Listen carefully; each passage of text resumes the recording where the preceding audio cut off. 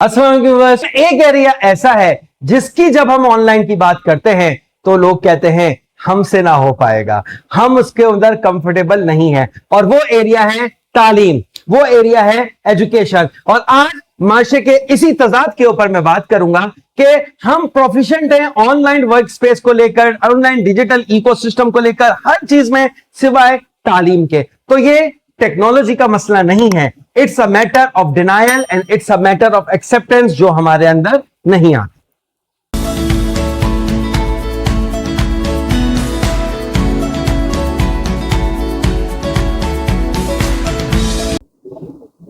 चाहे आप remote job की बात करें, चाहे आप इंटरनेशनल सर्टिफिकेशंस जो ऑनलाइन होती हैं, एग्जामिनेशंस ऑनलाइन होते हैं उसकी बात करें, चाहे आप एआई असिस्टेड सर्टिफिकेशंस और वर्क प्लेस की बात करें, चैटबॉट्स के थ्रू इंटरेक्शन हो रही है उसकी बात करें, चाहे आप ऑनलाइन फ्रीलांसिंग वर्क के ऊपर बात करें, चाहे आप virtual collaboration and different collaborative virtual environments की बात करें, everything need to be online.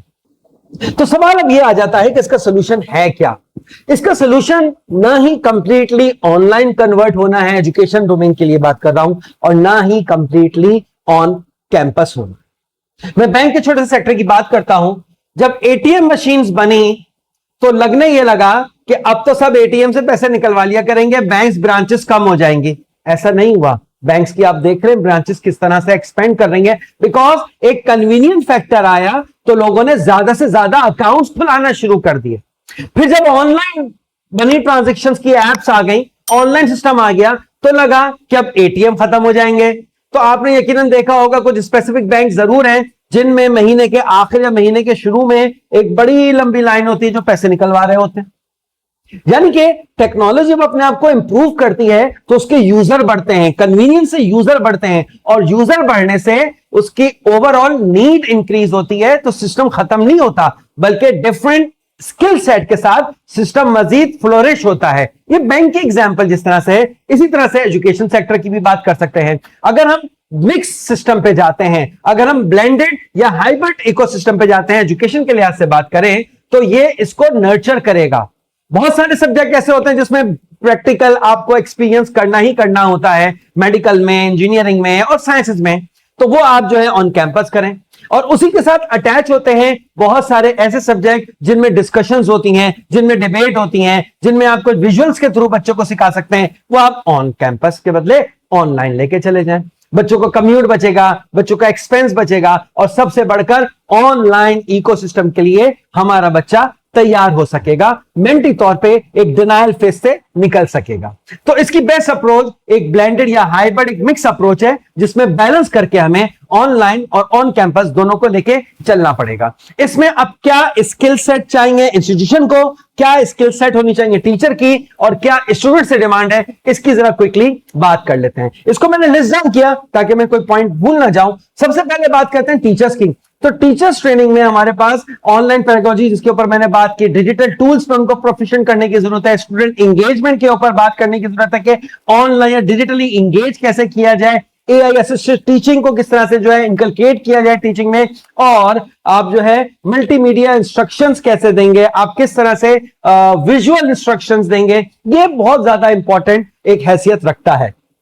इसी तरह से अगर बच्चों के लिए बात करें तो बच्चों को डिजिटली डिसिप्लिन होना पड़ेगा। मैं अक्सर अपनी ऑनलाइन क्लास में कहता हूं, मैं एक सवाल कर रहा हूं, बच्चे जवाब ना दें और शाम का टाइम हो, तो मैं मजाक में कहता हूं कि ऐसा लग रहा है कि लड़कियां जो है लॉग इन करके रोटियां पकाने चली गई हैं और लड़के लॉग इन करके दही लेने चले गए। लेकिन फिर बच्चों के जवाब आना शुरू हो जाते हैं। यानी कि हमें डिजिटली डिसिप्लिन होना पड़ेगा, ऑनेस्ट और लॉयल होना पड़ेगा, और थोड़ा सा मैच्योर होना पड़ेगा टूवर्ड डिजिटल क्लासरूम। इसके अलावा ऑनलाइन कम्युनिकेशन के पूरे हमें जो है एटिकेट्स बनाने पड़ेंगे, किस तरह से बात करनी है, किस तरह से टूल को इस्तेमाल करना है, किस तरह से सवाल करना है, टाइप करना है, वॉइस के थ्रू करना है। इसको हमें पूरा डिसिप्लिन, पूरा एक सिस्टम बनाना पड़ेगा।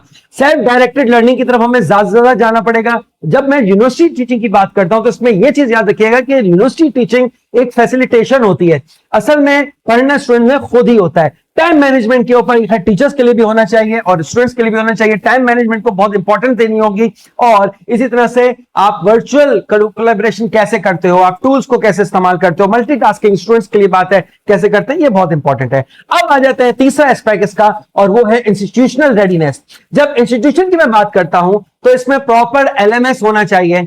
अब आजकल हम पाकिस्तान के स्पेसिफिक डोमेन की बात करूं तो हमारे असातिज़ा टीम्स पे भी लेक्चर ले रहे हैं, जूम जो कि लाइसेंस नहीं होता, 40 मिनट में लेक्चर ब्रेक हो जाता है, रिकनेक्ट करते हैं, उस पर भी ले रहे हैं, यूट्यूब पे भी लेक्चर्स ले रहे हैं जिसमें वैसे इंटरेक्शन मुश्किल होता है लेकिन रिकॉर्डिंग बाद में मिल जाती है, और भी बहुत सारे प्लेटफॉर्म है जिसको इस्तेमाल कर रहे हैं। तो एक स्टैंडर्डाइज्ड यूनिफाइड प्लेटफॉर्म बनना चाहिए जिसके ऊपर ये ऑनलाइन क्लासेस कंडक्ट हो सके।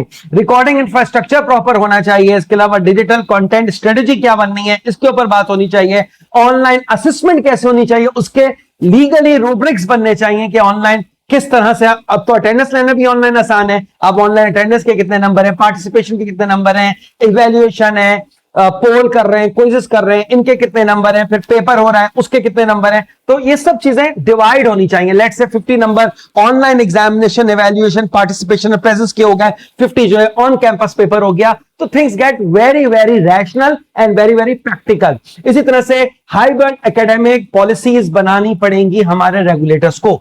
तो व्यूअर्स, मैं कंक्लूजन में एक बहुत ही ब्रूटल फैक्ट की बात करूंगा कि वो सोसाइटीज जो एजुकेशन को प्रायोरिटी नहीं देती, या जिस तरह से चीजें चेंज हो रही हैं, चेंज के साथ, उसकी पेस के साथ नहीं जाती, वो पीछे रह जाती हैं।